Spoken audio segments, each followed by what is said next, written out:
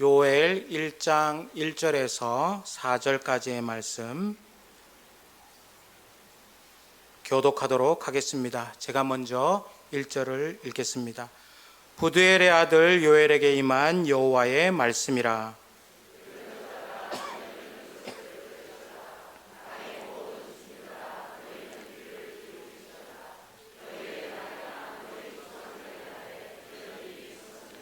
너희는 이 일을 너희 자녀에게 말하고 너희 자녀는 자기 자녀에게 말하고 그 자녀는 후세에 말할 것이니라. 팥중이가 남긴 것을 메뚜기가 먹고 메뚜기가 남긴 것을 느치가 먹고 느치가 남긴 것을 황충이 먹었도다. 아멘. 옐로우 카드라는 제목으로 하나님의 말씀을 전하고자 합니다. 나이아가라 폭포 상류에는 뱃놀이를 할 수 있을 정도로 물살이 잔잔합니다.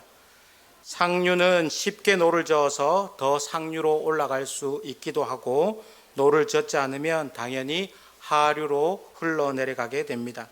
그런데 어느 지점까지 내려오면 빨간 줄이 그어져 있어서 1차 경고를 하고 있습니다. 여기서부터는 위험하니 돌아가라라는 것이죠. 이 지점에까지는 사람이 노를 저어서 상류로 올라갈 수 있습니다. 여기서부터 조금 더 내려가면 2차 경고문이 나옵니다. 여기서부터 사람이 노를 저어서 되돌아가기가 무척 힘듭니다. 마지막 세 번째 경고에서는 이 경계선을 넘어가면 아무리 노를 저어도 올라갈 수 없습니다. 여기서 멈추지 않고 더 내려가면 그대로 폭포로 떨어져서 낭패를 봅니다.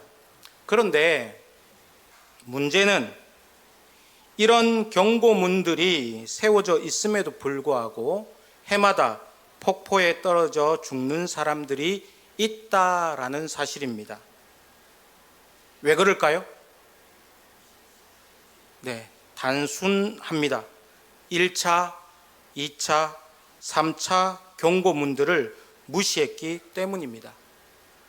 하나님의 말씀 가운데에서도 하나님의 경고가 담겨져 있는 말씀들이 많이 있습니다. 이런 하나님의 경고를 무시하면 어려움을 겪게 됩니다. 하나님의 경고가 주어졌을 때에 정신 차리고 조심해야 합니다. 오늘 1절 말씀을 보면 급하고 간략하게 요엘을 소개합니다. 요엘의 이름의 의미는 여호와는 하나님이시다라는 뜻을 가지고 있습니다. 이 이름을 통하여서 여호와께서 우리의 하나님 되심을 선포합니다. 그 후에 요엘에게 임한 여호와의 말씀이니라 라고 선포를 합니다. 누구누구에게 임한 여호와의 말씀입니다 라고 하는 이 문구는 구약 성경에 약 200번 이상 등장하는 문구입니다. 이 문구를 통하여서 지금부터 선포되어질 말씀의 근거가 어디로부터 오는지에 대해서 알려주십니다. 그리고 말씀의 정당성을 부여하십니다. 요엘 선지자가 선포하는 말씀의 근거, 다시 말하면 경고의 근거는 바로 하나님이시다라는 사실입니다. 1절에서 급하고 간략하게 요엘을 소개한 후에 본론으로 들어가서 다짜고짜 어떤 날에 대해서 말합니다. 이렇게 급하게 말씀을 전개하는 것은 마치 이런 것과 같습니다. 우리 교회에 불이 났다고 생각해 봅시다. 제가 제일 먼저 불이 난 것을 보았습니다. 그리고 제가 이렇게 행동합니다. 부끄러운데 불이야. 외치고 나서는 소화기를 찾고 그리고 119로 전화를 합니다. 띠띠띠. 여보세요. 119죠. 저는 사하구 다대로 73 신평로교회 부목사 이준탁이라는 사람입니다. 입추도 지나고 말복도 지났는데 오늘 참 덥다, 그죠? 참, 전화 받으시는 분의 성함과 직책은 무엇입니까? 예, 그러시구나. 고생 많으십니다. 맞다. 제가 전화드린 이유는 우리 교회 지금 불났습니다. 빨리 와주세요. 고생 많으십니다. 사랑하는 성도님들, 긴급 전화를 이렇게 하는 사람들이 있습니까? 긴급 전화는 이렇게 합니다. 불이야! 불이야! 단추 누르고 난리치고 119로 전화해가지고 여기 4구 다대로 73번지, 여기는 4구 다대로 73번지 신평로 교회입니다. 예, 배곡의 꼭대기에 있는 그 빨간색 건물, 배수지 앞에 있는 그 빨간색 건물입니다. 빨리 와주세요. 빨리요. 지금 난리 났습니다. 이렇게 전화하는 것이죠. 1절이 그냥 한글로 보면 어떤 뉘앙스인지 모릅니다. 그런데 이 1절의 뉘앙스가 바로 긴급 전화와 같습니다. 어떤 날, 그리고 그 어떤 날이 있게 된 원인에 대해서 요엘 선지자를 통하여서 하나님께서 급하고 강하게 지금 말씀하십니다. 급하게 말한다라는 것은 그만큼 이 사태가 긴급하고 중요하다라는 의미입니다. 이것이 경고의 형태로 이스라엘에게 지금 선포되고 있습니다. 2절 말씀에 보면 늙은 자들아 너희는 이것을 들을지어다. 땅의 모든 주민들아 너희는 귀를 기울일지어다. 너희의 날에나 너희 조상들의 날에 이런 일이 있었느냐라고 말합니다. 한마디로 역사상 전무후무한 날이라는 말입니다. 이 전무후무한 날을 늙은 자들에게 먼저 알리는 것을 볼 수가 있습니다. 여기서 늙은 자들이란 인생의 경험이 많은 자들, 신앙의 연륜이 많은 자들, 즉 신앙 공동체의 리더들을 가리키는 말입니다. 그리고 그 뒤에 나오는 말씀, 들으라 라고 말합니다. 귀를 기울이라 라고 말합니다. 여기서 들으라, 귀를 기울이라 라고 하는 것은 마치 이런 것과 같습니다. 제가 어릴 때 시골에서 자랐는데 시골 동네의 중앙에 높이 달린 확성기가 있습니다. 그 확성기에서 딩동 땡동 소리가 나면 동네 사람들은 그 소리에 귀를 기울입니다. 집중하는 것이죠. 이어서 이장님은 항상 이랬습니다. 그리고 마당에 있는 자기 부인에게 나오는겨? 그러면 마당에 있는 부인이 나오니다. 그렇게 확인한 후에 이장님은 이렇게 말합니다. 이장입니다. 식사는 하셨니껴? 그리고 본론의 말을 이어갑니다. 그러면 거기에 있던 불황민들은 모두 그 방송에 집중합니다.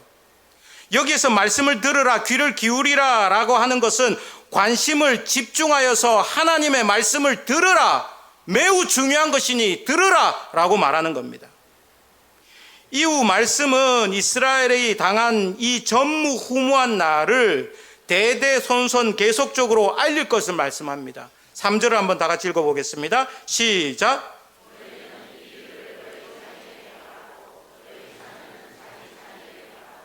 그 자녀는 후세에 말할 것이니라. 아멘. 당시 이스라엘이 당한 이 일은 그만큼 대대손손 전해야 될 만큼 충격적이고 두려운 날이었습니다. 사랑하는 성도님들, 우리 모두는 또 우리 모두의 소망 중에 하나는 현세의 복뿐만 아니라 내세의 복도 함께 누리는 것입니다. 그리고 우리 하나님 아버지께서는 자기 자녀에게 복 주시기를 원하십니다. 그렇게 되기 위해서 하나님의 말씀에 귀를 기울여야 합니다. 그 말씀에 철저히 순종해야 합니다. 만약 우리가 하나님의 백성답게, 그리스도인답게, 교회답게 살지 못했다고 할 때 하나님께서는 경고하십니다.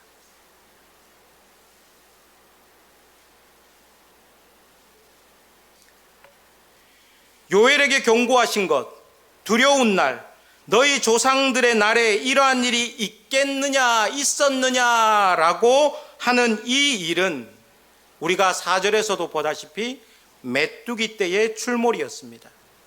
구약 성경에서 메뚜기 종류를 뜻하는 단어가 한 10가지 정도로 사용되고 있는 것을 볼 수가 있습니다. 그 중에 요엘은 4개의 단어를 사용하여서 완전히 완벽하게 파괴되어 버린 이스라엘의 상황을 묘사합니다. 메뚜기 떼가 출몰하던 날, 그날은 출애굽기에 나왔던 메뚜기 재앙보다 더 큰 재앙이었습니다. 가나안 땅에서 한 번도 경험해 보지 못한 재앙이었습니다. 팥종이가 지나간 자리에 메뚜기가 지나가서 남은 것을 메뚜기가 먹고, 메뚜기가 남긴 것을 느치가 먹고, 느치가 남긴 것을 황충이 먹었다라고 말합니다. 이 말의 의미는 무엇이냐면 땅 위에 솟아나 있는 푸른 것들은 하나도 남김없이 다 먹어치워 버렸다라는 뜻입니다. 메뚜기 떼의 출몰은 이 당시에만 있었던 일이 아닙니다. 성경을 하나님의 말씀으로 믿지 않는 일부 신학자들은 메뚜기 재앙을 상징으로 봅니다. 그러나 최근까지 세계 곳곳에서 어마어마한 메뚜기 떼의 출몰을 뉴스로 접하게 됩니다. 2012년 6월 미국 캘리포니아와 리비아 등지에서 메뚜기 떼가 나타나서 농가에 큰 피해를 입혔습니다. 2011년에 호주와 마다가스카르 등지에서 수십억 마리의 메뚜기 떼의 습격이 있었습니다. 호주에서 약 8cm, 8cm 제 크기로 재은 거예요. 그리고 만들어 온 거예요. 저같이 많이 먹지 않는 사람은 요거 한 3마리만 티가 먹으면 배가 볼록해집니다. 그 정도로 큰 거예요. 8cm가 넘는 메뚜기가 농장과 목초지를 초토화시켰고 호주 동부의 광범위한 지역에 큰 피해를 입히게 되었습니다. 이 그림은 메뚜기 떼로 인해 피해를 입은 1689년의 동판화 그림입니다. 1957년 소말리아에서 목격된 메뚜기 떼의 규모는 약 190억 마리 정도로 추정됩니다. 그 메뚜기의 무게만 해도 약 5만 톤에 이른다는 기록이 있습니다. 뿐만 아니라 메뚜기 떼가 죽어 썩은 곳에서 병이 생기게 되었는데 그 병이 전염병의 대표적인 발진티푸스라는 병입니다. 이것이 무엇을 의미합니까? 메뚜기 떼가 상징입니까? 그렇지 않습니다. 역사적 사건입니다. 본문에서 사용된 메뚜기에 대한 4가지 단어는 각기 다른 종류의 메뚜기를 뜻한다기보다는 메뚜기의 성장하는 4단계를 의미하는 것으로 학자들은 의견을 모으고 있습니다. 어릴 때 메뚜기가 이파리를 갉아먹는 모습을 많이 보았습니다. 또 메뚜기를 잡아서 티가 묻고 구워 먹고 그렇게 한 적이 있습니다.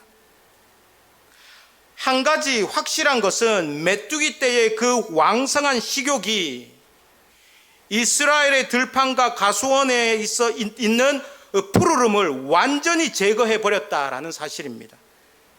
이것은 메뚜기 떼가 단순히 자연재난이 아님을 시사해 줍니다. 하나님께서는 이러한 경고를 이스라엘에게 왜 주시는 것일까요?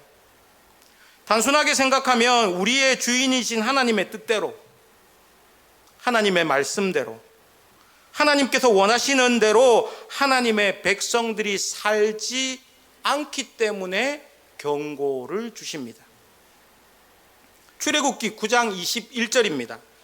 여호와의 말씀을 마음에 두지 아니하는 사람은 그의 종들과 가축을 들에 그대로 두었더라 라고 말씀합니다. 이 재앙이 무슨 재앙 전에 경고의 말씀이냐면 우박 재앙 전의 경고의 말씀입니다. 하나님의 말씀을 무시했어요. 하나님의 그 경고를 듣지 않았습니다. 그래서 애굽 사람들은 그들의 종들과 가축을 그대로 들에 둠으로 인하여서 우박에 맞아 죽고 말았습니다. 하나님의 말씀을 통해 하나님의 경고를 무시해서는 안 됩니다. 하나님의 말씀은 절대 헛된 것이 아니라는 것을 우리는 말씀을 통해서 볼 수 있어야 됩니다. 이사야서 55장 11절 말씀, 내 입에서 나가는 말도 이와 같이 뭐 하지 않다고요?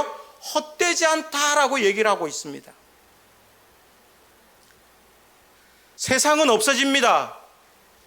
우리의 인생도 끝나는 때가 있습니다. 꽃은 마르고 시듭니다.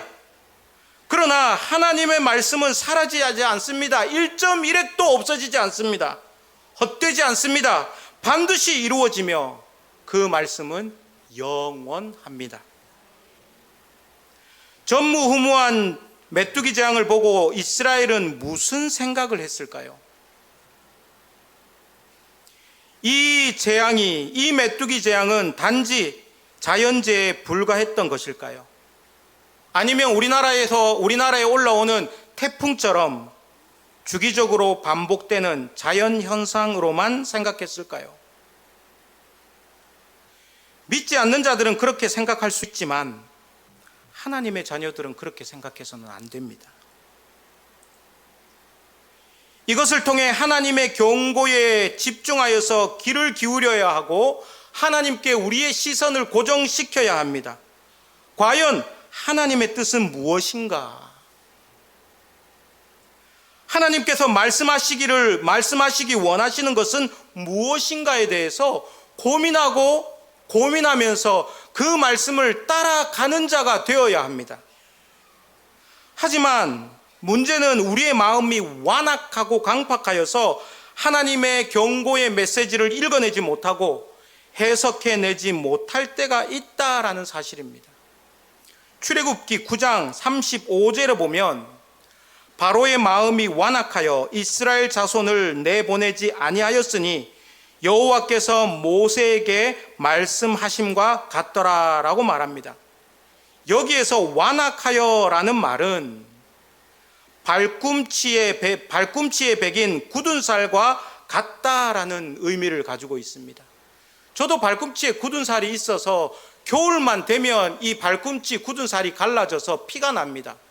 그래서 가끔씩 저를 보신 분들은 알겠지만 겨울에 이렇게 쩔뚝쩔뚝거리면서 다녀요. 그건 굳은 살이 갈라져서 그렇습니다. 그러면 칼을 가지고 이렇게 포를 뜨시듯이 삐져냅니다.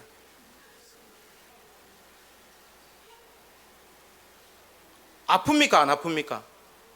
굳은 살은 안 아픕니다. 아프지 않습니다. 그렇게 삐져내다 보면 보드라운 살이 나오거든요. 그 보드라운 살에 칼날이 들어가면 아프기 시작한 거예요. 피가 나요. 완악하다라는 것은 바로 그 굳은 살과 같습니다. 영혼의 굳은 살이 배겨서 영적인 감각을 완전히 잃어버린 상태를 말합니다.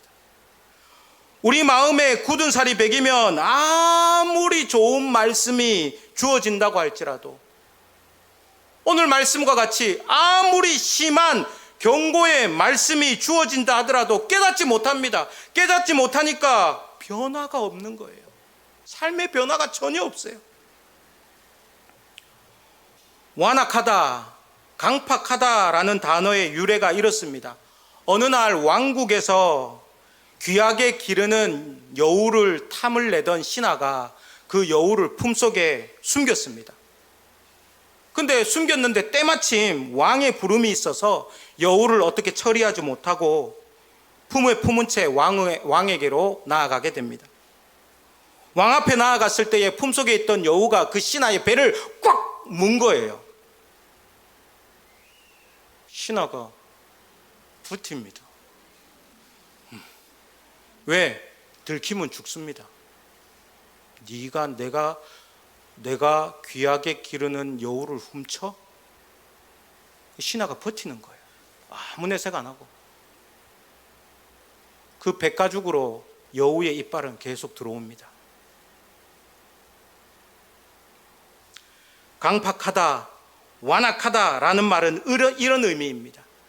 경고의 말씀이 마음을 후벼 파는 말씀이 계속적으로 들려옴에도 불구하고 요리피하고 조리피하고 변명하고 참아내면서 아무 일도 없다는 듯이 반응하는 것. 그러다 보면 자신의 것으로는 수습하지 못하는 일을 당하게 된다는 사실이에요. 그때 실토해야 돼요. 하나님, 제가 배가 아픕니다. 제가 잘못했습니다. 제가 훔쳤습니다. 실토해야 되는 거예요. 사랑하는 성도님들, 오늘도 부족한 저를 통하여서 하나님의 말씀을 듣고 계십니다. 그러나 하나님의 말씀을 무시하는 경우가 있습니다. 배를 물렸음에도 불구하고 그대로 두면 그 사람 죽습니다. 말씀의 경고가 우리에게 들려옴에도 불구하고 굳어진 영적 감각으로 있게 되면 그 사람은 망할 수밖에 없다라는 사실입니다. 하나님의 말씀 앞에서 굳어져 있는 내 마음의 밭을 말씀의 쟁기로 갈아엎을 수 있기를 원합니다. 진짜 훌륭한 농부는 겨울 내내 딱딱하게 굳어져 있는 땅에 씨를 그대로 뿌리지 않습니다. 쟁기질을 하여서 윗흙을 아래로, 아래 흙을 위로 갈아엎습니다.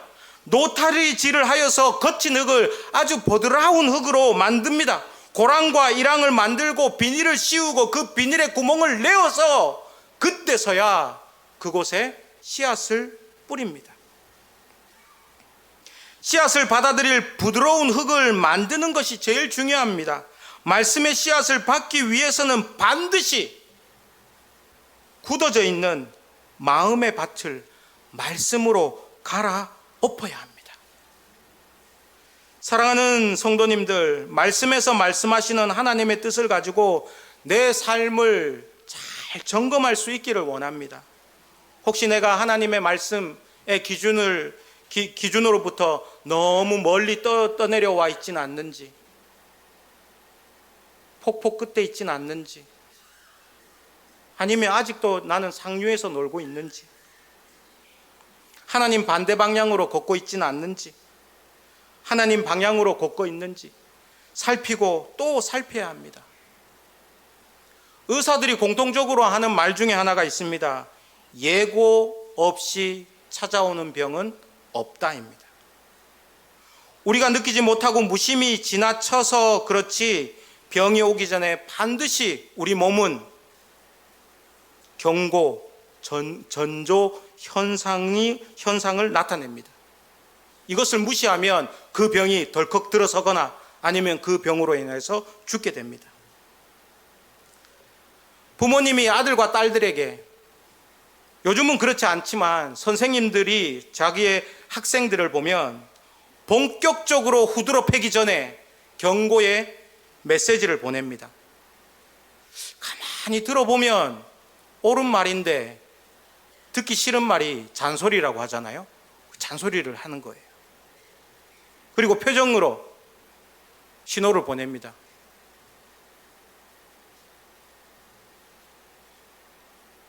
그리고 방울뱀 소리를 냅니다. 방울뱀 소리를 계속 내는 거예요. 그때 알아차려야 돼요. 지금 아빠가 화났구나, 어머니가 화났구나, 선생님이 지금 경고를 보내고 있구나, 알아차려야 돼요. 우리가 신앙생활 잘 안 하는 사람들에게 이런 말을 할 때가 있습니다. 신앙생활 잘 하다가 안 하는 아들, 딸이나 남편이나 아내를 보면 이렇게 얘기하죠. 좋은 말 할 때 돌아오세요. 하나님한테 맞으면 진짜 아픕니다. 좋은 말 할 때 오세요. 좋은 말 할 때 돌아오세요. 예배 드리세요. 기도 생활하세요. 농담 섞인 것 같고 우스갯소리인 것 같지만 그 안에 하나님의 큰 경고가 있는 거예요. 그 경고를 무시하여서 최후의 횟수가 넘어가게 되면 그 사람은 맞아 죽습니다. 아버지 살아계실 때에 제 아버지가 어릴 때 저보고 했던 경고가 있습니다. 하나, 둘, 새 넘어가면 이제 맞는 거 팍.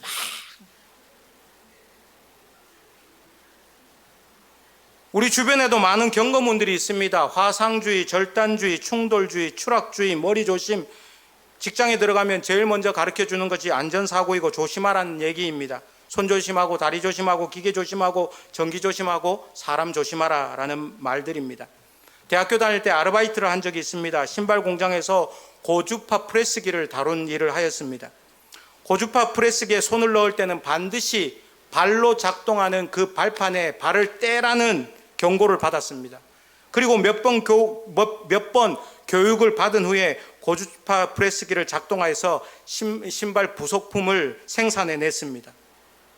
어느 정도 숙달되어 순조롭게 일을 하는 중에 고주파 프레스기에 전기 스파크가 일어나서 그을음이 생기게 되었습니다. 그을음이 생기면 그 밑을 닦아줘야 됩니다.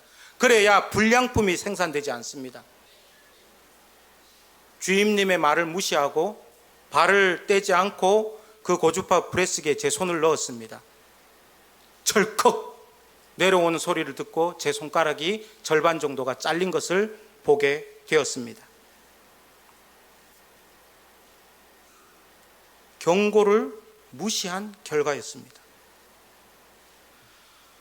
하나님의 징계도 심판도 반드시 경고가 있습니다. 바로 심판하시고 바로 벌을 내리시지 않습니다. 말씀으로 하시든지 현상으로 하시든지 사람을 통해서 하시든지 경고의 말씀이 있습니다. 옐로우 카드를 꺼내시는 것이죠. 경고. 홍수 전에도 노아를 통하여서 많은 사람들에게 경고를 하였습니다. 많은 선지자를 통하여서 경고를 하였습니다. 그때 하나님의 경고의 말씀을 듣고 돌이키는 사람들은 복된 삶을 살았지만 그 경고를 하찮게 여기고 멸시를 하였던 사람들은 그 경고한 대로 무차별적으로 심판을 받게 되었습니다. 사랑하는 성도님들, 하나님의 경고의 말씀에 우리는 어떻게 반응해야 할까요? 첫 번째입니다. 한번 읽어보실까요? 시작. 아멘. 하나님의 말씀을 듣고 알았음에도 불구하고 불순종하면 어떤 현상이 일어나게 되냐면 하나님의 말씀이 내게서 무감각해지게 됩니다. 무시해도 되는 말씀이 되어버립니다. 그러면 그 하나님의 말씀에 반응하지 않는 사람이 되어버립니다. 이것처럼 무서운 것이 없는 거예요. 하나님의 말씀을 우리는 무시해서는 안 됩니다. 반드시 순종하고 지켜야 나가야 하는 기준이 되는 말씀입니다. 시편 95편 8절에서 너희 마음을 어떻게 하지 말라? 완악하게 하지 말라라고 말씀합니다. 굳은 채로 두지 말라는 거예요. 말씀으로 갈아엎으라는 겁니다. 말씀에 순종하며 살아가기를 노력하라는 거예요. 그러니 하나님의 말씀에 최대한 민감하게 반응하여서 순종할 수 있는 우리들이 될 수 있기를 원합니다. 두 번째입니다. 읽어보실까요? 시작. 네. 부부가 두 분이 같이 앉아서 예배를 드리는 분들을 보면 이런 말씀이 나올 때 자꾸 그럽니다.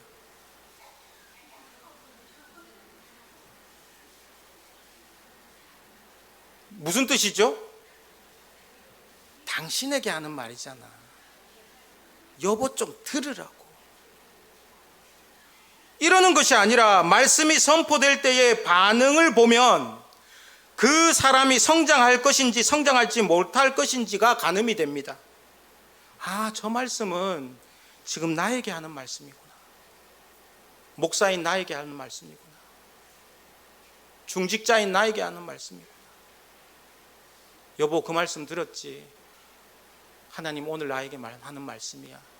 여보, 내가 미안해. 이렇게 반응하면 그 사람은 반드시 성장하고 성숙합니다. 하지만 반대일 경우에 오랫동안 신앙생활을 해도 10년, 20년, 1000년, 만년 신앙생활을 해도 어린 성도로 남아있을 수밖에 없다라는 사실이에요. 하나님께서는 독생자 예수 그리스도의 십자가의 보혈로 구원한 자기 백성들에게 절대 레드카드를 내밀지 않습니다. 왜 레드카드를 내밀지 않을까요? 퇴장이기 때문이에요. 내 백성 아니야. 내 자녀 아니야. 나는 이제 너와 관계없는 신이야. 아버지야. 필요 없어. 이 레드카드를 꺼내지 않기 위해서 오늘도 우리 아버지 하나님께서는 말씀을 통해서 하나님의 자녀로 사는 법을 경고하고 계십니다. 제가 아버지 얘기했죠. 아버지가 하나, 둘, 셋 반, 셋 반에 반. 이렇게 자꾸 카운터를 늘리세요. 왜 그럴까요? 돌아오라고. 정신 차리라고. 내가 지금 경고하고 있다고. 맞기 전에 돌아오라고 하는 하나님의 뜻이, 아버지의 뜻이 여기에 담겨져 있는 거예요. 사랑하는 성도님들, 레드카드가 말씀으로 주어졌을 때에 나를 돌아볼 수 있기를 원합니다. 다시 말씀의 기준에 서 있을 수 있기를 원합니다.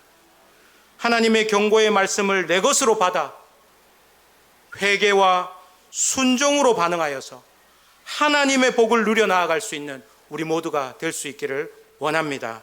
기도하겠습니다. 하나님 아버지 감사합니다. 우리에게 말씀을 주셔서 하나님의 뜻대로 살아가기를 원하시는 하나님 아버지의 마음을 읽어 주님 뜻대로 잘 살아갈 수 있도록 인도하여 주시옵소서. 우리의 마음이, 우리의 생각이 완악하여 굳어진 채로 살아서 하나님의 말씀을 하찮게 여기거나 무시하는 자가 되지 않게 하여 주시옵소서. 하나님 아버지의 말씀에 순종하고 선포되는 말씀을 나에게 주신 말씀으로 내 영혼에 온전히 수납하여 실천하기를 노력하는 자가 되게 하여 주시옵소서. 더운 날이 계속됩니다. 육신의 건강을 지켜 주시옵소서. 영적으로, 정신적으로, 경제적으로 어려움 당하는 자들에게 성령 하나님께서 함께하여 주시고 또한 그 필요를 채워주시기를 원합니다. 중환자실에서 요양병원의 병상에서 누워있는 자들 가운데 함께하여 주시고 무엇보다도 하나님의 나라의 소망을 잃지 않도록 굳세게 잡아 주시옵소서. 지금도 살아계셔서 역사하시는 예수님의 이름으로 기도합니다. 아멘.